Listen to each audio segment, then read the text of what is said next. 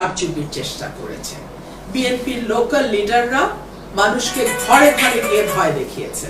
বিএনপির লোকাল লিডাররা রাতে গিয়ে টাকা বিলি করেছে। বিএনপির লোকাল লিডাররা ভোট রিমোট সেন্টারগুলো ধামাউড়া, ওরাইলের ধামাউড়া, ধোবাজাইল ওগুলোতে গিয়ে ভোট ছাপিয়েছে, রিগ করেছে এবং তারা ফলাফল বিভিন্ন কেন্দ্রে আটকে রেখেছে। গতকালকে রাতে উচালিয়া পাড়ায় রাত 10:30 পর্যন্ত আমি কেন্দ্রের ভিতরে ঢুকে 5 বারের মতো ফল গণনা করতে বাধ্য করেছে এবং দেখা গেছে এতগুলো ভুয়া ভোট, ভুয়া ব্যালট পেপারে তারা খেজুর গাছ মার্কায় দিয়ে এসছে এবং তখন আমাকে তারা মারতে গিয়েছিল বিএনপির লোকজন। সেনাবাহিনী গিয়ে পরিস্থিতি নিয়ন্ত্রণে আনে।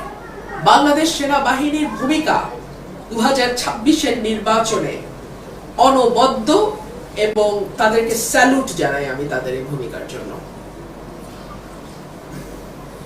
আপা, এখন আপনি তো দীর্ঘদিন বিএনপির সঙ্গে ছিলেন, লড়াই সংগ্রামে ছিলেন, আপনার দলটা তো একটা ভালো ফলাফল করলো নির্বাচনে, এই বিষয়টা আপনি কিভাবে দেখছেন?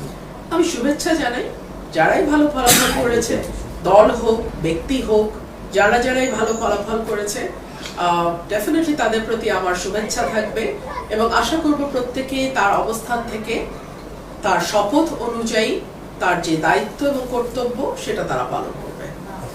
আপনি কি মনে করেন আপা স্বতন্ত্রভাবে আপনি শক্তিশালী অবস্থানে থাকবেন নাকি ঘরের মেয়ে ঘরে ফিরে গেলে সেটাই বেটার হবে, কি মনে করেন?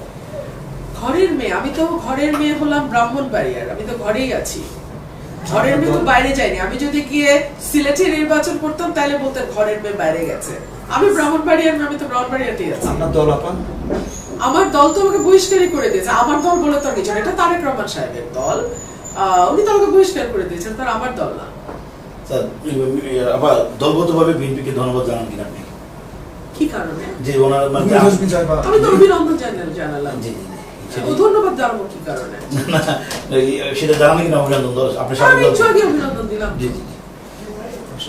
কতটা চ্যালেঞ্জিং ছিল আপনার এই জিতে আসাটা? ভয়ানক, একটু বলবেন প্লিজ। ভয়ানক। প্রশাসন অসম্ভব রকম বায়াসড ছিল আমাদের প্রতি, পদে পদে তারা থামানোর চেষ্টা করেছে, হেনস্থা করার চেষ্টা করেছে। ইভেন প্রশাসন আগের দিন, ভোটের আগের দিন চেয়ারম্যানদের ডেকে নিয়ে গিয়ে বলেছে যে আপনারা তো আমাদের লোক, আপনারা বুঝে ভোট দিবেন। সো এরকম দুষ্টামি প্রশাসন করেছে এবং আমি বলবো যে এই যে পলিটিশিয়ানদের তাচ্ছিল্য করা, এটা হচ্ছে গত 15 বছরের সংস্কৃতি। কারণ প্রশাসনের উপর নির্ভর করে গত 15 বছর সরকার চলেছে।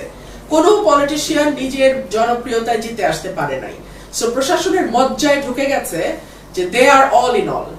কিন্তু ব্রাহ্মণবাড়িয়া 2-তে তারা বুঝতে শুরু করেছে যে মানুষ হচ্ছে অল ইন অল এবং এটা প্রশাসন, ব্রাহ্মণবাড়িয়াতে অন্তত কাজ করতে হলে প্রশাসনকে এটা আমলে নিয়ে কাজ করতে হবে যে সকল ক্ষমতার উৎস জনগণ এবং প্রশাসনের সমস্ত খরচপাতি আসে দেশের সাধারণ, একেবারে সাধারণ মানুষের আয় থেকে, সাধারণ মানুষের টাকা থেকে। এটা প্রশাসনকে বুঝে কাজ করতে হবে। এই ইয়াস শহীদ ভাই আছেন? আপা, আপনার কথায় আমরা কিছুটা অভিমানের সুর পেলাম। যেহেতু মানে বিএনপির এত বড় জয়, বিএনপিকে বহিষ্কার করা হয়েছে, কিন্তু যে গণতন্ত্রের পথের জন্য এতদিন লড়াই সংগ্রাম সবাই করেছে, আপনি নিজেও মানে রাজপথে ছিলেন, দীর্ঘদিন সোচ্চার ছিলেন, 5 আগস্টের পরেও আপনি সোচ্চার ছিলেন, দল হিসেবে আপনি দলকে প্রচুর পরিমাণ সাপোর্ট দিয়েছেন। তো এখন যদি বলি যে বিএনপির যে জয় এসছে, সেই জয়ে আপনার এবং বিএনপি দাবি দেওয়া তো চাওয়া তো একই রকম ছিল। এখন আপনাদের কি বলি যে দল থেকে বহিষ্কার, কিন্তু আলটিমেট দলে ফিরে যাওয়ার ব্যাপারে আপনার ফাইনাল সিদ্ধান্ত কি এখন নেবেন না পরে নেবেন? আপনি কেন ছিলেন আমার দলের ফেরা নিয়ে খুব চিন্তিত। আমি আপনাকে একটা কথা বলি, অভিমান শব্দটি অত্যন্ত দামি। এটা ভীষণ আপন মানুষ ছাড়া অভিমান হয় না। বিরক্তি থাকতে পারে, অসন্তুষ্ট থাকতে পারে, অভিমান কেন থাকবে? অভিমান খুব দামি শব্দ, এটা যেখানে সেখানে ব্যবহার করা যায় না। আর দলের ব্যাপারে আমার যেটা, হ্যাঁ, দলের আন্দোলন ছিল, সংগ্রাম ছিল ভোটের অধিকারের জন্য, আমাদের একটা ফ্রি ফেয়ার ইলেকশনের জন্য। সার্টেনলি সেই আন্দোলনে আমি শরীক ছিলাম, কিন্তু একই সঙ্গে দলের 18 মাসের কার্যক্রমে আমরা দেখেছি কি করে মানুষের কাছ থেকে পয়সা আদায় করা যায়, কি করে জুলুম করা যায়, কি করে জমি দখল করা যায়, ব্যবসা দখল করা যায়, বালুর ব্যবসা করা যায়, কি করে দুর্নীতি করে পয়সা কামানো যায়, কি করে র্যানসেকিং করা যায়, তদবিরবাজি করা যায়, কি করে চাঁদাবাজি করা যায়। এখন আপনি কি বলতে চান আমি ওগুলোর সঙ্গী হব? তা তো নয় নিশ্চয়ই। সিম্পল, আমার রাজনীতি আমার, দলের রাজনীতি দলের। তারপর আপা আপনার আগামী অতীতের দল, সেই দল সরকার গঠন করতে যাচ্ছে, তাদের প্রতি কোনো পরামর্শ থাকবে কিনা? আমি আশা করব তারা 2001 থেকে 2006 যে ভুলগুলো করেছে তার রিপিটেশন তাদের হবে না। গত 1.5 বছর তারা মানুষের উপরে যে এরকম একটা মানে নানান রকম ভাবে মানুষকে তারা বিরক্ত করেছে, সেইটা আর পুনরাবৃত্তি হবে না, এইটুকুই আমার আশা থাকবে। এবং যেই ভোটের ফেয়ার ভোটের জন্য তাদের এত লড়াই সংগ্রাম 17 বছরে, গতকালকের ইলেকশনেও তো তা বিভিন্ন জায়গায় তাদের আচার আচরণ খুব ভালো ছিল না। হ্যাঁ, আওয়ামী লীগের ছায়া তো কিছু কিছু এখনই দেখতে পাচ্ছি। তো আশা করবো এগুলো কম হবে, থাকবে না। আবার জামাত ইসলামী বলেছে তারা সংসদে যাবে না, গতকাল থেকে বিভিন্ন গণমাধ্যমের কথাটা আসছে।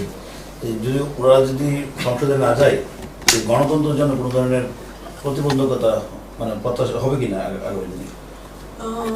নিশ্চিতভাবে হবে। হবে এই কারণেই যে আমাদের তো এই মুহূর্তে আওয়ামী লীগকে বাদ দিয়ে আমরা নির্বাচনটা করলাম, এবং আওয়ামী লীগ সহ আরো যে বাম দলগুলো আছে তারা কিন্তু কেউ এই মুহূর্তে নির্বাচনে সংসদে নাই। তাহলে আমি জানি না জাতীয় পার্টি কয়টা আসন পেয়েছে এটাও আমি ঠিক জানি না, শূন্য সম্ভবত।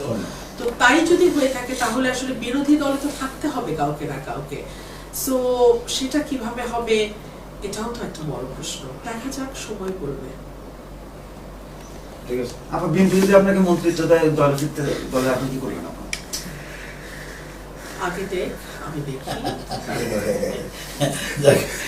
আর কোনো প্রশ্ন আছে কারো? না, আপা যদি কিছু বলতে চায় আর কোনো আপনার পক্ষ থেকে যদি মানে ধন্যবাদ।